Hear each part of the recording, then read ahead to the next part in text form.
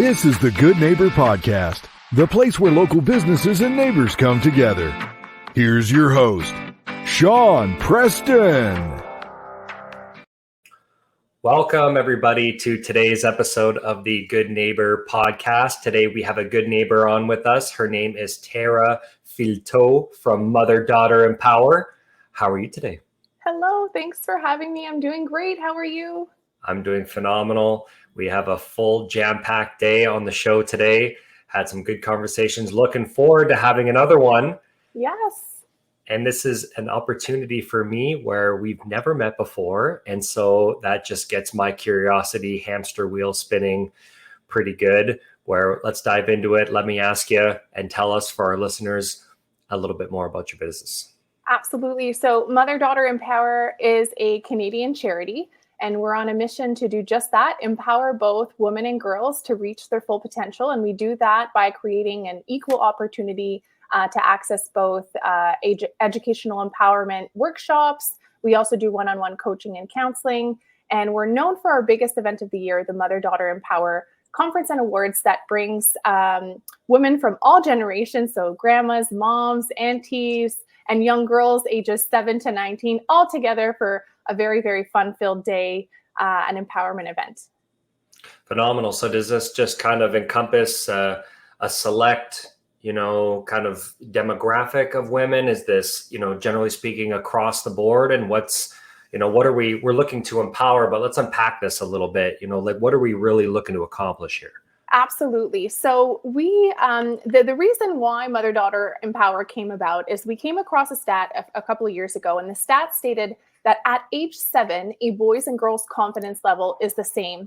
But by age 14, a girl's confidence level will have decreased by 30% in comparison to boys of the same age. And I'm a mom of 3. I have 2 girls. So that stat really, really shook me. And so we want to see a difference in that stat.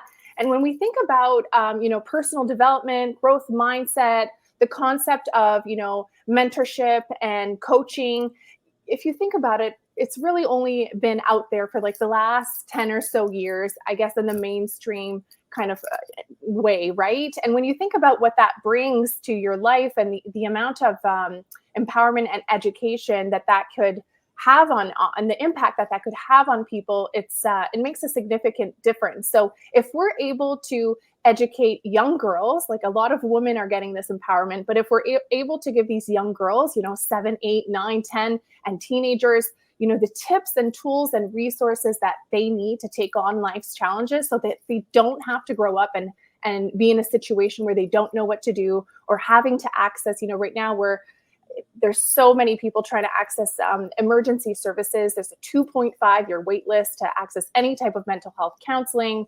We're really in a crisis. So our goal is to do that preventative work so we can give, women and girls the tools that they need to be successful in life and truly just reach their full potential. I'm definitely all down for that. Been a big supporter of all things girls. I inherited a 17-year-old daughter, and awesome. Learning how to be a dad and all that fun stuff, Yes. which is pretty cool. And I've always been a supporter of that, but it hits home a little bit more when you got somebody to take care of and you see what the world is like and the bullying that she has to go through at school, and how that affects certain things. And fortunate enough that she's decently headstrong in that capacity, but there are some kids that are not, and starting at an early age, I would imagine that goes a long way. Absolutely. And, it truly is. Our kids are growing up in a world that looks far different than the one that we grew up in. Obviously, with technology and social media, even when we talk about bullying, back in the days, at least when you left school, you could get away from it. And now with technology, our kids are connected 24/7. Teenagers are always connected to their phone. So it's really, really hard to disconnect from that feeling. So we do a lot of workshops, especially when it comes to girls and managing those relationships and friendships and just how to navigate all of these things that our girls are going through that we didn't have to go through. Many of these things in terms of just accessing, social media and technology like they do today.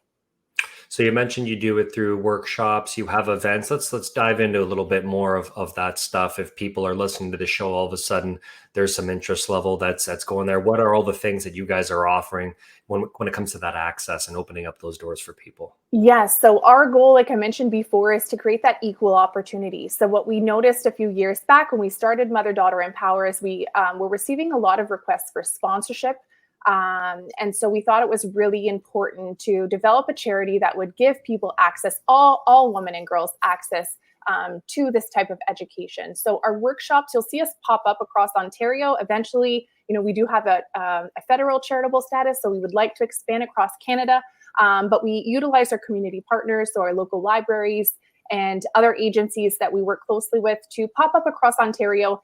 And that's where you'll see our workshops come up, and you can register. Our workshops are for free, and it includes all of the materials that you need. Typically, depending on the workshop that we do, anywhere between 1 to 3 hours. So some of them are half day and some of them are, an hour or two. And so you can pop up, you can attend these workshops.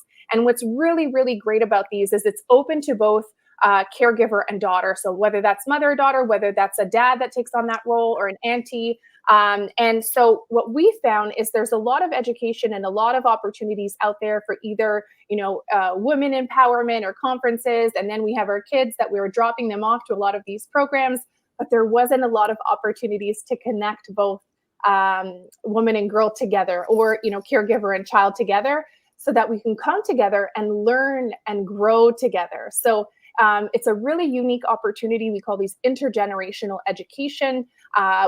They're few and far apart in terms of who's offering this type of education. And it's obviously one of the reasons why we're so passionate is that when we have two generations come together, or sometimes three, we also have a lot of grandmothers or grandfathers that are raising, younger generations. So they come together, they really communicate. It's a great opportunity to put this down. Nobody's on their phones for the next 2 hours. So disconnect and really reconnect with your child. And I always say, if they leave with one nugget that they then apply in their everyday life, then we've done our job, right? So it's a really, really unique opportunity. So we have our workshops, and then we take it one step further where we also have one-on-one coaching and counseling. So we can help young girls and we can help women establish goals, work through their issues, encourage them. And what we do is far often we see that in emergency services, they'll offer you, 3 hours here or 2 hours here. And it is helpful. There is a need for that. But where we take the approach of being proactive, if we work with girls and women on an annual basis. So they get 12 sessions. We meet with them every month.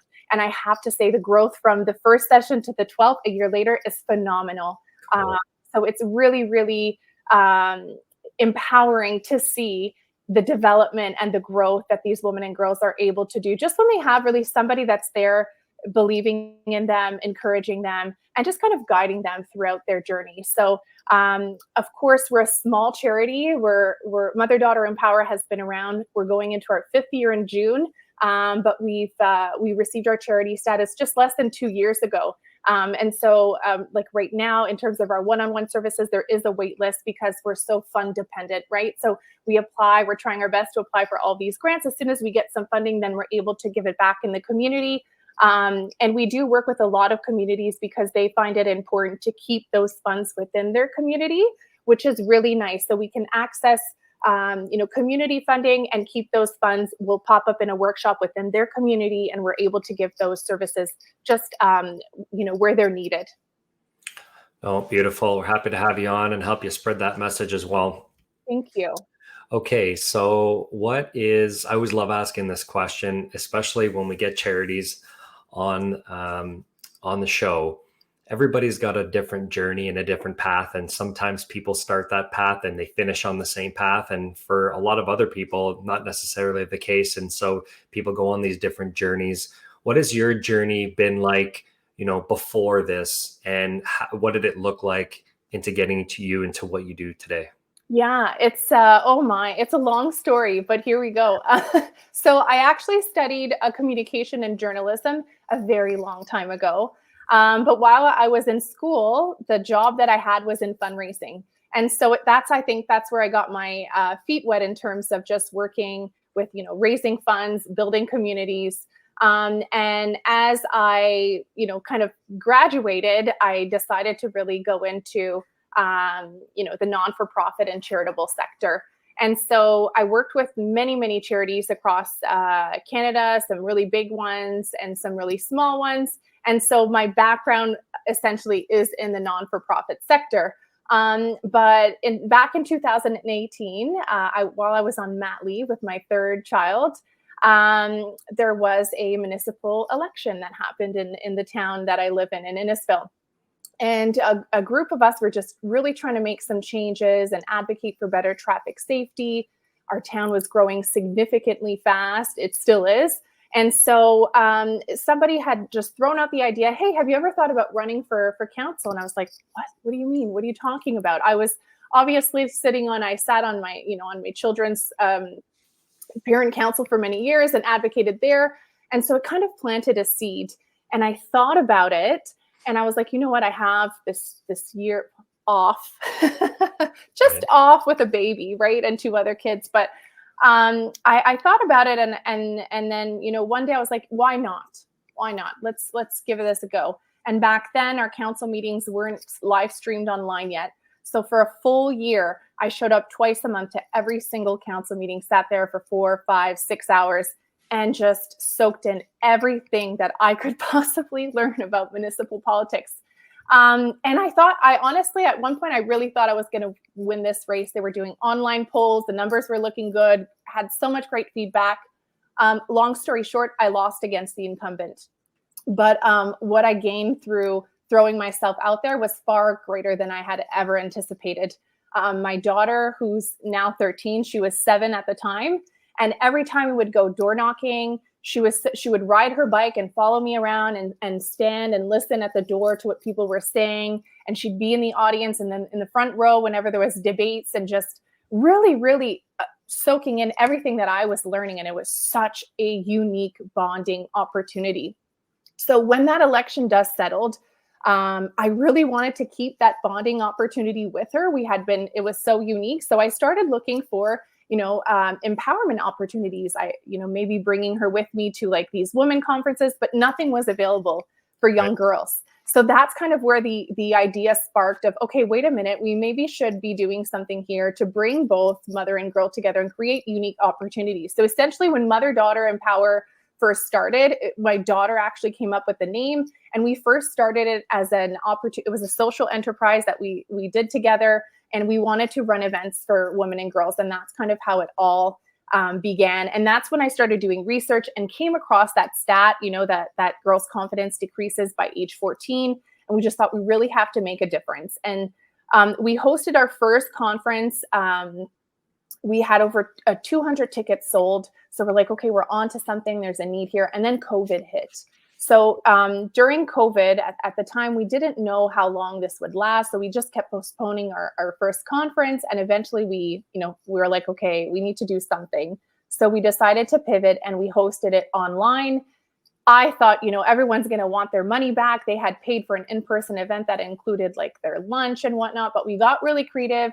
We got Pizzaville to sponsor the event. They were sending out pizzas to all these moms and daughters during the event. So it ended up being like exactly what everyone needed after being in their homes for so long. We had some phenomenal speakers. It was like this full day event. And we ended up selling 150 more tickets across Canada because it was virtual and more accessible. Nice. It was really cool. But in that process, we started getting a lot of requests for sponsorship.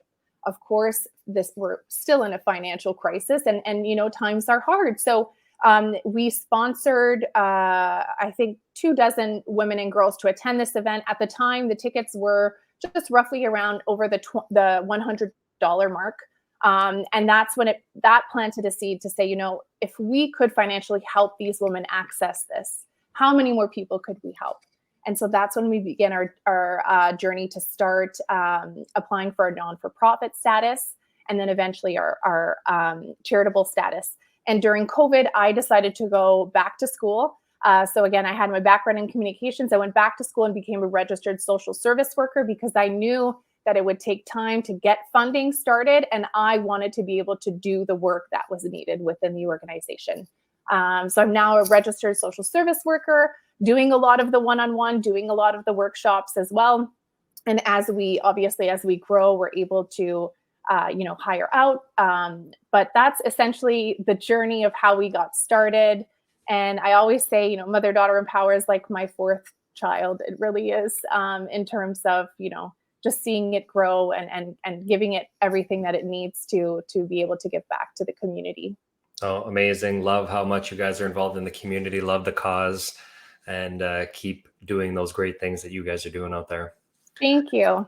Are there any like myths or misconceptions when it comes to your charity specifically? Yeah, I think it's interesting, and we've learned this along the way that when you want to access funding, a lot of the funding that's available and a lot of people that donate are donating to emergency funds. And I can't say enough that there's such a need for that. Obviously, you need to put food on the table. You need to have somewhere to live. These things are so important. But a couple of months, I had the opportunity a couple of months ago to sit on a roundtable discussion with 40 other local charitable and non-for-profit agencies. And we talked about how do we resolve these issues? And truthfully, the only way to resolve these issues is by creating preventative services, right? So all of these emergency services, they're putting a Band-Aid, but the next month, the next year, we're still in these situations. So the only way that we could truly eliminate, the need to access emergency services is through investing before. And so I think that, our government and even our local government and other agencies are really starting to pick up on that. And I really hope that there'll be more access to preventative services because it's just so important. Yeah. And I mean, like knowledge and education goes a long way. We're partnered with a couple of charities between Jeff and I, about 7 charities in total. And some of it is that, when something bad happens, those services are there for those people, which, is very important that they are. But the more education, the more platforms, the more of a voice that we can give our charities and then them giving back to the community and having it come back full circle is how we're going to win at the end of the day. So again, we're super happy to be able to be a part of that circle with you guys. Thank you so much. And it's so true. There is, we have to get in there and we have to break these generational cycles. That's what it really comes down to. And we see it all the time that so often, especially in that one-on-one service, when we work with a mom, that impact on that mom, the impact that it has on her entire family of developing that confidence and actually taking those steps, it has a ripple effect, right? So it's really getting in there by empowering and creating that mentorship and support. It goes such a long way. Yeah, ripples become waves and waves move mountains at the end of the day. So absolutely. Okay, so you're doing such great work out there. Seems like you're incredibly passionate about what you do. Love all of it.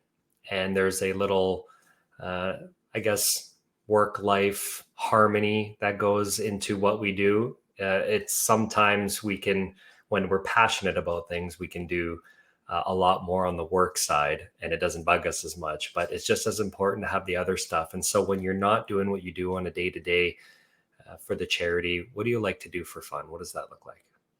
I feel like with 3 kids, they definitely keep me busy. There's always, activities to go to. The downtime is few and far apart. So even just relaxing, turning on a movie, turning on Netflix, whatever you need to do to kind of disconnect. I also love personal development. I love diving into a good personal development book or podcasts, just kind of on the go, listening, fueling your mind. Just, spending time with family and friends, going out for a good dinner, all of those things. They fuel me outside of mother-daughter empower. Very nice. Yeah, it's been a little while since I've gone out for a good dinner. Julie, my significant other, and I were pretty big cooks. And we find we cook a little bit, for the majority of the time, we cook a little bit better than where we can go out and eat. So we do a lot of cooking in, but I have to say it's always nice when you can just go out there and have somebody make something that's equally as good or better than you can make it and you don't have to cook it. Yes. Absolutely. What kind of activities are the kids in? So my eldest, she's on a competitive dance team, so that's quite busy. She's into dance. She also does volleyball. And my son, he's a green belt martial artist, and he's yeah, martial arts, and he also does volleyball. And now he's just trying out for basketball. And then my youngest, she's into soccer. They all play soccer in the summer, so they're pretty athletic kids, I would say. And I always say, it's hard, especially for parents, and these activities. It's quite costly, but I think it's the best way to keep them busy, healthy, brain, mind, soul. And so I think it's really the best thing for them is to, engage in whatever they're passionate about. Yeah, totally. Did a lot of that growing up. Played for the Yeah. Barrie Elites as well. Played for my high school volleyball team. I play beach volleyball in the Oh, summertime. awesome. Yeah, volleyball is a lot of fun, I have to It say. is. I love watching it too. I love going to their games and watching them. It's really fun. Yeah, I like playing a lot of beach because when I played soccer as well, but I played keeper because I can't kick the ball worth a shit. But I can dive pretty good. So I like playing beach volleyball because you can make plays that otherwise Yes. you'd be hurting your elbows and Yeah, stuff like that if you're diving on that hard floor, right? for sure. For sure. So throughout your journey and what you've done, have you ever experienced, people experience these things. They come in small doses, large doses. Some people escape it mostly altogether, and a lot of people get it more on the hard side of things because life happens. We can't control, the game of life. Sometimes we're just dealt a deck of cards or a hand, and we have to overcome these challenges, these hardships that we face. And it fascinates me and the resiliency that some people have. And I wanted to ask you if you've ever had a hardship in your life, or maybe just a life challenge in general that you've been able to overcome, and maybe it made you stronger, made you better for it. Absolutely. I think that there's been so many challenges, so many hardships. I always say, life is a bit like a roller coaster. You got to roll with the punches, Ebbs and right? flows, yeah. So there's been so many. I would say when it comes to, business and Mother Daughter Empower as a charity, it's definitely been challenging. There's many, many times where I've toyed with the issue of, okay, do I go back into the workforce and just do this part-time? Because it's really, really hard in terms of when you're working on raising funds and whatnot. So there's been so many times, but I also know that as soon as if I take myself out of the charity full time, that'll have an impact on the charity, right? Because we're not yet in a position to be able to really hire out that much staff, and in terms of being the executive director. So it has been challenging. It has been challenging to make those really, really hard decisions. And I think that especially in business, when you're starting something, it really is like your baby. And a lot of times they say, entrepreneurs or whatnot, there's nobody as crazy as us. When you're starting something, so many people will just give up and be like, this is too much. It's not like but I think when your heart is in it, your heart and soul is in it. And I always think the one thing that I keep telling myself is it's not just about me. There's a lot of sacrifices that go into doing this type of work. There's so many other things that I could be doing, making way more money than this, but that's not the point. That there's a bigger picture here. So I keep reminding myself of that. And I think that's something that even over the last 5 years is something that I have to keep reminding myself of, there's a bigger picture, have faith. And, success does not come, maybe it has for some people, but for most, it does not come overnight. We always think about that picture of, the water and the ice and everything that goes in underneath that to take it there. So all of a sudden people are like, oh, you're so successful. We've put in years and years of promoting and our own money and funding to push this through to make a difference. So I think it's, just reminding yourself when you believe in something and you start something, just keep pushing at it. Don't give up. Resiliency is huge. We have a quote unquote, a secret formula that we teach at Mother Daughter Empower about, how to build confidence. And it's just that vision, mentorship, and resiliency. You got to fail, fail, fail, fail to learn to be confident and to be successful. You couldn't have said it any better. I can definitely relate with that.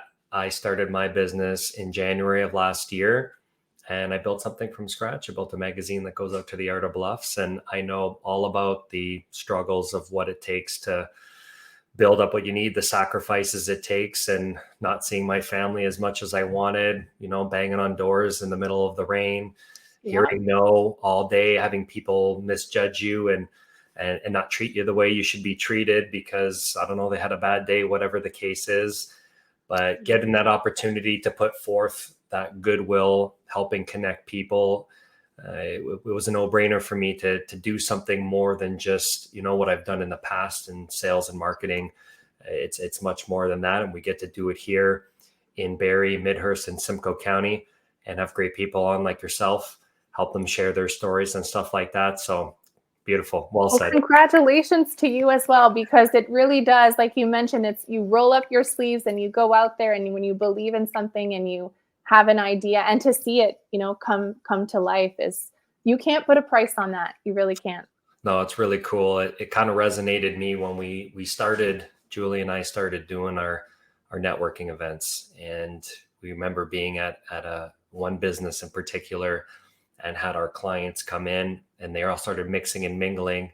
And then we had to jet out with another client. We had a little onboarding call with whatever we were doing on the marketing side of things. And I got there, with just enough time to spare. And there's already one of my other clients who's there buying a membership from that business. And, it just hits you. You're like, oh my God, like there's, how cool is that? Right. It really is. It really is. Those are special moments, and we need those nuggets to keep going. We really do. Yeah, for sure. Okay. So what's one thing that you wish that people knew about your charity? Oh, that's such a great question. I think the number one thing that I wish they knew is the importance of investing in preventative service. And I can't say that enough. Because a lot of times, you'll speak to somebody and they think it's all fluffy, right? Workshops for moms and girls. But the impact that our work is having on, just one woman, one girl at a time, but also on communities as we continue to grow. And so that impact in our mission and how much empowerment we're actually doing and how much we're actually giving back. And I would also say, a lot of people, when they think about their donations, they really think about the bigger charities. But far often, I can promise you, it's the smaller charities will go such a long way with every dollar that's given. It really, really makes such a significant difference. Oh, great. Awesome stuff. And if people are interested, they want to participate, they want to help spread that word, what's the best way that they can get in contact with you? The best way would be through our website, so www.motherdaughterempower.org, or you can check us out. We're both on Facebook. We're very active on Instagram as well. And our handle is @MotherDaughterEmpower. Amazing stuff. Well, thank you so much for coming on the show. Great story, great charity. Really happy to have you on board. Thank you so much for giving me this opportunity and for having me on the podcast today. No worries. You're very welcome. We'll chat soon. Take care. Thank you for listening to the Good Neighbor Podcast Midhurst. To nominate your favorite local businesses to be featured on the show, go to gnpmidhurst.com. That's gnpmidhurst.com, or call 705-413-3775.